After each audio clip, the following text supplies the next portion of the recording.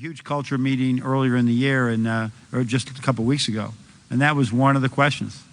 So it was when we're at the point of the year that our guys and our team, everyone, right, is improving daily, being at their best, showing great habits in games and practices. It won't be on number of wins. It will be on, are you seeing this steady rise in our play? I think Bill Walsh has a great book out. The wins will take care of themselves, and they'll be closely aligned.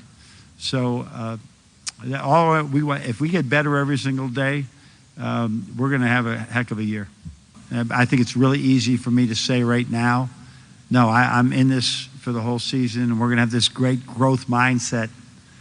But when we do, as you said, we were very fortunate the way we've been able to win particularly the last 3 years at Michigan.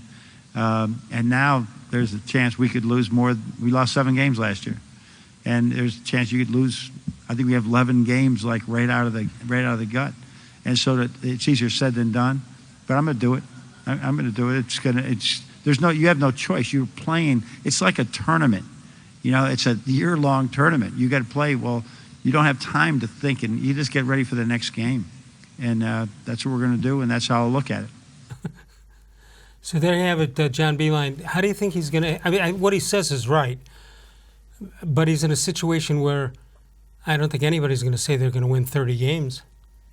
No, and I think you only get away with saying that once. The growth part? Yeah, that you won't be able to chart the growth by wins and losses.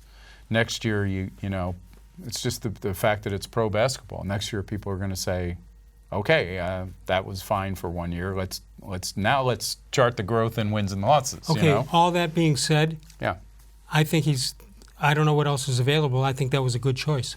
Yeah, I mean, he's a guy with a track record of developing players. I mean, I think we've talked before that, some of the guys that have gone into the NBA draft as first rounders were not 5-star recruits at Michigan. Now, whether he gets the credit or the players themselves deserve the credit for turning themselves into really good NBA players, I'm sure it's a little bit of both. He also had several, I think the number is 4, former very good NBA players whose sons, they entrusted Beilein with their son. Yeah, and he's, I think the fact that they have these 2 young guards, he likes to play with a guard-heavy kind of approach. He likes to run. I think these guys are going to get a chance to really blossom under him. So it's not a shooting guard, a point guard. It's just guards. Yeah.